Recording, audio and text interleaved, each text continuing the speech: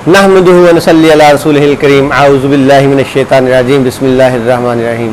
अस्सलाम वालेकुम व्यूअर्स। आज चूँकि इस्लामी साल का पहला महीना मुहर्रम, और मुहर्रम जो है वो कुर्बानियों का महीना, जिसमें नबी पाक सल्लल्लाहु अलैहि वसल्लम के एक कबीले ने, अहले बैत ने कुर्बानियाँ दी हक़ के लिए, जिन्होंने अपनी जानें, अपने ख़ानदान, अपने अज़ीज़ व अक़ारब सारे कुर्बान कर दिए। कत्ल हुसैन असल में मर्ग यजीद है। इस्लाम ज़िंदा होता हर करबला के बाद। तो हम मुहर्रम के बारे में बात करेंगे। हज़रत इमाम हुसैन ने शहादत पाई, कैसे हज़रत इमाम हुसैन रज़ियल्लाहु ताला अन्हु को कूफा में बुलाया गया, कैसे उन्हें ख़त लिखे गए, किस तरह कूफियों ने उनके साथ मुनाफ़क़त की, तो किस तरह उन्होंने अपनी फिर वहाँ पे कुर्बानी दी और हक़ और सच के लिए वो डट गए, इसके बारे में बताएंगे। कुर्बानी का फ़लसफ़ा ही यही है, अल्लाह के लिए किसी भी कुर्बानी से ग्रेज़ ना करना। ईमान, हमारे ईमान का फ़लसफ़ा भी यही है कि अल्लाह के लिए, जैसे हज़रत इस्माईल अलैहिस्सलाम ने अपनी कुर्बानी पेश की, हज़रत इब्राहीम अलैहिस्सलाम को ख़्वाब में आया कि अपने बेटे की कुर्बानी करो, तो ये कुर्बानी जो है वहाँ से स्टार्ट हो गई। इस्लाम कुर्बानी का ही दरस देता है कि हर चीज़ को मुकद्दम जाना जाए, हर चीज़ को अल्लाह के लिए और अल्लाह के रसूल के लिए कुर्बान कर दिया जाए। इसमें एक ये है कि मोहम्मद से मोहब्बत दीन हक़ की शर्त अव्वल है, इसी में हो अगर खामी तो ईमान नामुकम्मल है। नबी पाक सल्लल्लाहु अलैहि वसल्लम के लिए अल्लाह पाक ने ये सारी कायनात तख्लीक की। नबी पाक सल्लल्लाहु अलैहि वसल्लम के लिए अल्लाह ताला ने सारे जहान पैदा किए। तो नबी पाक सल्लल्लाहु अलैहि वसल्लम के अहले बैत जो है, उन्होंने भी कुर्बानी पेश की। उन्होंने कुर्बानी पेश करके कुर्बानी को इज़्ज़त बख्शी, कुर्बानी को मर्तबा बख्शा, कुर्बानी को लाजवाल कर दिया कि हक़ के लिए कुर्बान होना जो है वो अल्लाह के नज़दीक सबसे बड़ा रुतबा हासिल करने के बराबर है। मुहर्रम की कुर्बानी एक सबक ये है कि दीन के लिए इमाम हुसैन रज़ियल्लाहु ताला अन्हु ने अपनी जान के साथ अपने अहले बैत और रुफ़क़ाए कार को भी कुर्बान कर दिया। हज़रत इमाम हुसैन रज़ियल्लाहु ताला की शहादत की खबर के बारे में नबी पाक सल्लल्लाहु अलैहि वसल्लम फरमाते हैं कि एक दफ़ा मेरे पास एक फ़रिश्ता जो है वो आया।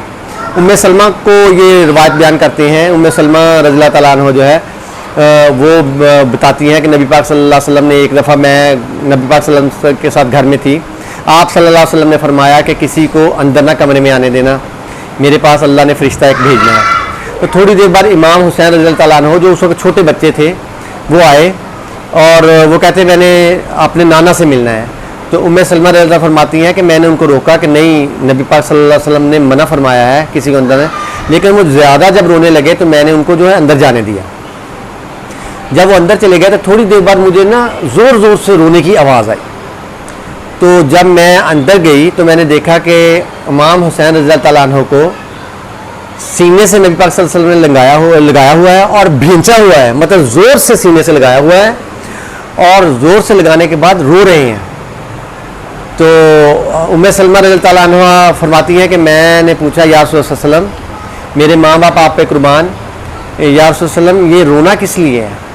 आप सल्लल्लाहु अलैहि वसल्लम फरमाया कि उम्मे सलमा, फ़रिश्ता मेरे पास आया था, उसने मुझे इमाम हुसैन रज़ियल्लाहु ताला अन्हु की शहादत की खबर दी और साथ वो मिट्टी दिखाई जिस मिट्टी पे हज़रत इमाम हुसैन रज़ियल्लाहु ताला अन्हु का खून मुबारक गिरना था।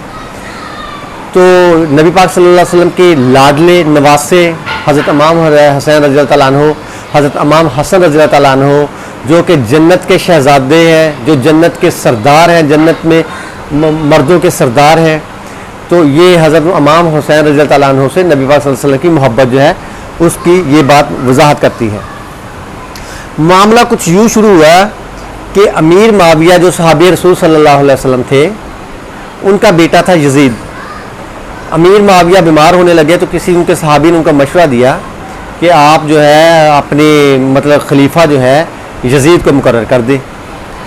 अमीर माविया ने जब यजीद को खलीफा मुकर्रर किया तो कुछ ही अरसे बाद फौत हो गए।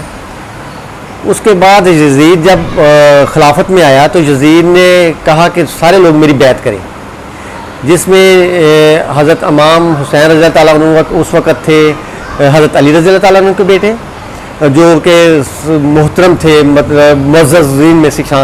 उसके अलावा हज़रत अब्दुल्ला थे, अब्दुल्ला बिन ज़ुबैर, उसके अलावा और वो हज़रत उमर के बेटे थे, हज़रत अबू बकर सिद्दीक़ के बेटे हज़रत थे, इस तरह कुछ सहाबा के बेटे थे जो उस वक़्त मोस्ट सीनियर लोग थे, उस वक़्त मुअज़्ज़िज़ीन जो थे वो शामिल थे। तो जब इसने अपनी उन्होंने कहा कि ये तो मतलब ये सही नहीं है कि यज़ीद जो है उसका किरदार और उसकी बातें सही नहीं है, मतलब उसको खलीफा बना दिया गया है, तो ये मुसलमानों के लिए सही नहीं है। मतलब एक तरह का ये मुआसले में खलीफा वो होता है जो मुआशरे में अमन ईमान कायम रखे, लोगों के हकूक़ की तहफ़्फ़ुज़ करे, लोगों पे जुल्म ना करे। लेकिन इसमें से कोई भी बुरा जो खूबी थी वो उसमें नहीं थी, बल्कि बुराइयाँ ही थी। शराब आम हो गई थी, लोगों पे जुल्म होता था। यज़ीद जुल्म इसलिए भी करता था कि ताकि लोग जो है उसकी पैरवी करें और उसकी बैत कर लें। अब यज़ीद को सबसे बड़ा ख़तरा जो था वो हज़रत, क्योंकि अहले बैत में हज़रत इमाम हुसैन रज़ी अल्लाह तआला अन्हु जो थे वो सबसे मुअज़्ज़ज़ीन में सबसे सीनियर थे।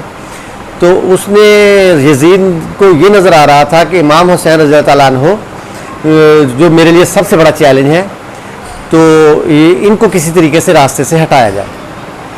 तो इसके लिए उसने अपने गवर्नर जो है उधर कूफा का गवर्नर जो है इब्न ज़ियाद को कूफा का गवर्नर बना दिया। इसी पीरियड में मतलब ये है कि हज़रत इमाम हुसैन रज़ी अल्लाह तआला अन्हु ने जब देखा कूफियों के बहुत सारे ख़त आ रहे थे हज़रत इमाम हुसैन रज़ी अल्लाह तआला अन्हु को कि हम आपकी बैत करने के लिए तैयार हैं, क्योंकि यज़ीद यहाँ पे बहुत जुल्म कर रहा है, तो हम यज़ीद की बैत नहीं करेंगे। मुसलसल हज़ारों खतूत थे, मतलब हज़रत इमाम हुसैन को यज़ीदियों ने ये यकीन दहानी, कूफियों ने ये यकीन दहानी करवाई कि हम आपके साथ हैं, हम आपकी बैत करना चाहते हैं, इसलिए आप जो है वो यहाँ पे तशरीफ़ लाएँ। तो हज़रत इमाम हुसैन रज़ी अल्लाह तआला अन्हु ने हालात का जायज़ा लेने के लिए हज़रत मुस्लिम बिन अकील रज़ी अल्लाह तआला अन्हु को वहाँ पे भेजा। जब हज़रत मुस्लिम बिन अकील रज़ी अल्लाह तआला अन्हु कूफा में चले गए तो कूफी जोक दर जोक इनके पास आए और इनकी बैत कर ली। तकरीबन मुख्तलिफ आदाद शुमार बयान किए जाते हैं, लेकिन राउंड अबाउट 12,000 जो कूफी थे उन्होंने मतलब हज़रत इमाम हुसैन हज़रत मुस्लिम बिन अकील के हाथों बैत कर ली कि हम हज़रत इमाम हुसैन रज़ी अल्लाह तआला अन्हु को अपना खलीफा तस्लीम करेंगे। और उधर से फिर हज़रत मुस्लिम बिन अकील ने ये एक ख़त लिखा हज़रत इमाम हुसैन को रज़ी अल्लाह तआला अन्हु को कि कूफी जो है वो यहाँ पे हालात बड़े पुरअमन हैं, वो लोग चाहते हैं कि आप यहाँ पे आएँ और हम यज़ीद की शर और यज़ीद की जुल्म और यज़ीद की यज़ीदियत से बचने के लिए यज़ीद को कभी भी खलीफा नहीं मानेंगे, बल्कि हम आपको खलीफा तस्वर करते हैं। तो इसलिए उन्होंने बहुत ख़त लिखे और इसके जवाब में फिर हज़रत मुस्लिम बिन अकील ने एक ख़त हज़रत इमाम हुसैन रज़ी अल्लाह तआला अन्हु को दे दिया। हज़रत इमाम हुसैन रज़ी अल्लाह तआला अन्हु को जब ये ख़त मिला तो आप रज़ी अल्लाह तआला ने जब ख़त पढ़ा और आपने देखा कि हालात उसमें लिखा हुआ था हालात बहुत अच्छे हैं, आप आएँ, ये लोग जो हैं वो सच्चे मुसलमान बनना चाहते हैं, ये चाहते हैं कि हम नबी पाक सल्लल्लाहु अलैहि वसल्लम के एक अहले बैत जो है वो हज़रत इमाम हुसैन रज़ी अल्लाह को खलीफा माने, खलीफा बनाएं और इनकी बैत करें। जब ये सारा कुछ आपने देखा तो आपने वहाँ पे जाने का फ़ैसला कर लिया। जब आप वहाँ पे जाने का आपने फ़ैसला कर लिया तो आप जो है वो मदीना से कूफा बरास्ता मक्का जो है वो आए।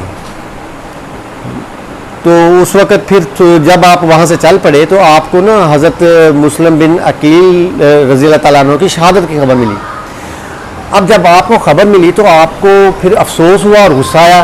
कूफे पे ख़त मुझे ये आ रहे हैं कि आप इधर आए और साथ में हज़रत मुस्लिम बिन अकील को शहीद भी कर दिया।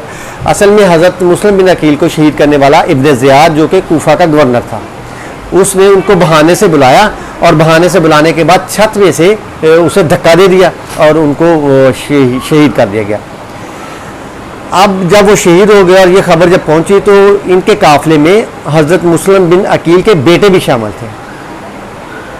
तो जब आपने अपने सहाबा से, अपने साथियों से और अहले बैत से सारे ये चल पड़े हैं, उनसे जिक्र किया कि तो उन्होंने कहा कि नहीं, अभी अब हमें रास्ते में वापस नहीं जाना चाहिए, अब हमें जो है ना वो कूफा जाना चाहिए और यज़ीद से बात करनी चाहिए इस मामले में।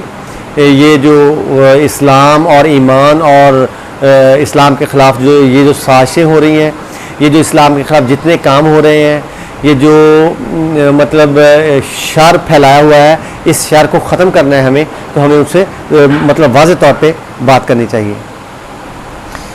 तो जब ये चल पड़े और फिर वो वहाँ से मतलब एक और मुझे याद आ गया कि रसूलुल्लाह पाक सल्लल्लाहु अलैहि वसल्लम ने फरमाया एक दफ़ा कि ये मिट्टी करबला की है, जब सुरख हो जाएगी तो समझ लो कि इमाम हुसैन रज़ी अल्लाह तआला अन्हु शहीद हो जाएंगे।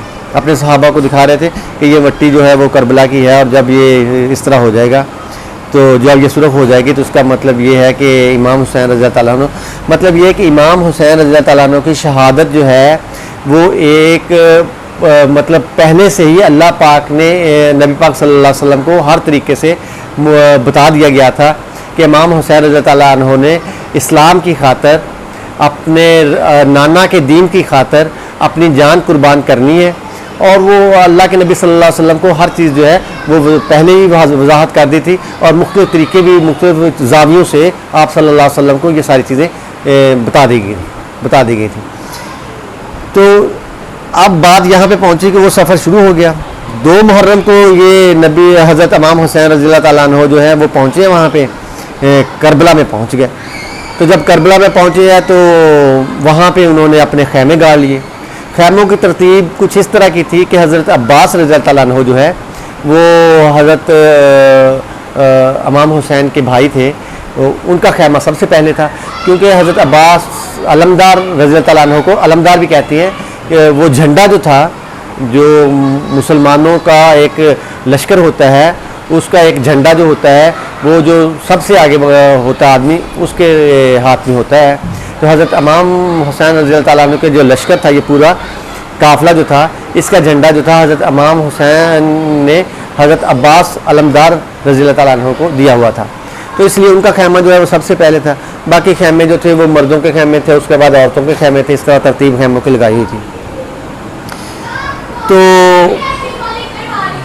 अब इसका ये अभी जो है वो बात यही पे हो गई है कि किसी शायर ने क्या खूब कहा है, इधर आ सितमगर हुनर आजमाए, इधर आ सितमगर हुनर आजमाए, तू तीर आजमा हम जिगर आजमाए। मतलब अब तो जिगर आजमाने की बात हुई है, ईमान का इम्तहान।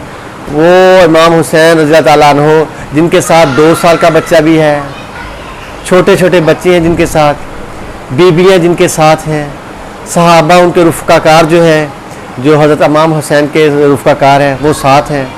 ये सारे जो हैं वो, और ये सारे जो है वो मतलब इनके साथ हैं। और ये 71 मतलब 71 जो है वो टोटल पर्सन थे जो अहले बैत और उनके रुफ़काकार जो थे वो शामिल थे, जिनमें इनमें कुछ घोड़ों पे सवार थे और कुछ पैदल थे। और यजीदी लश्कर ने सबसे पहले तो ये किया ना कि जो घोड़ों पे सवार थे उनके घोड़ों में तीर चलाए हैं। जब तीर चलाए तो घोड़े सारे जो है वो ख़त्म हो गए हैं, मर गए हैं, भाग गए, कुछ मर गए, कुछ ज़ख्मी हो गए। तो ये घोड़ों से मतलब उतर गए, तो मतलब इनके पास घोड़े नहीं रहे अब। तो अब लड़ाई जो है, पहले लड़ाई जो है वो 1 on 1 मतलब हुई है लड़ाई, जिसमें उन्होंने देखा कि इस तरह तो वो, और जो इनके सहाबा थे हज़रत इमाम हुसैन रज़ी अल्लाह तआला अन्हु के, तो वो दुश्मन को कत्ल कर रहे थे, मार रहे थे, भगा रहे थे। दुश्मन पे खौफ जा तारी हो गया। लेकिन उसके बाद क्या हुआ कि उसके बाद जब उन्होंने सोचा कि इस तरह तो ये, क्योंकि मुसलमान जो है, मुसलमान को अल्लाह पाक ने इतनी जुर्रत और इतनी बहादुरी और इतना अल्लाह ताला ने हौसला दिया होता है कि वो मुनाफिक जो है वो तो उसके सामने ठहर ही नहीं सकता। तो उन्होंने देखा कि इस तरह तो ये कभी भी मतलब ये नहीं करेंगे ना, हम हार जाएंगे इस तरह। तो उन्होंने कहा कि फिर इसके बजाय जो है वो यकदम जो है वो हमला किया जाए, और यकदम हमला करके इनको जो है ना वो मतलब इन पे अटैक किया जाए, ताकि ये ना हो कि ये हम पे इनका पासा भारी हो जाए। तो आज के लिए व्यूज़ इतना ही काफ़ी है। कल को इसका इंशाअल्लाह ताला बाकी पार्ट जो है वो आपको बयान किया जाएगा। हज़रत इमाम हुसैन रज़ी अल्लाह तआला अन्हु की शहादतों का जिक्र होगा, किस तरह उन यजीदियों ने, इन ज़ालिमों यजीदियों ने हज़रत इमाम हुसैन रज़ी अल्लाह तआला अन्हु और उनके साथियों को पानी से दूर रखा, किस तरह उन्होंने इनको शहीद किया, और शहीद करने के बाद इनके सरों को मतलब नेज़ों पे लटकाया। ज़ालिमों ने, जलीलों ने, उन खन्नास लोगों ने किस तरह इनके वो लूट मार और वहाँ पे दरिंदगी दिखाई। तो ये सारी बातें जो है वो हम जो इंशाल्लाह ताला कल के एपिसोड में करेंगे। तो आज के लिए बस इतना ही काफ़ी है। अपना ख्याल रखिएगा। अस्सलामु अलैकुम वरहमतुल्लाहि वबरकातुहू।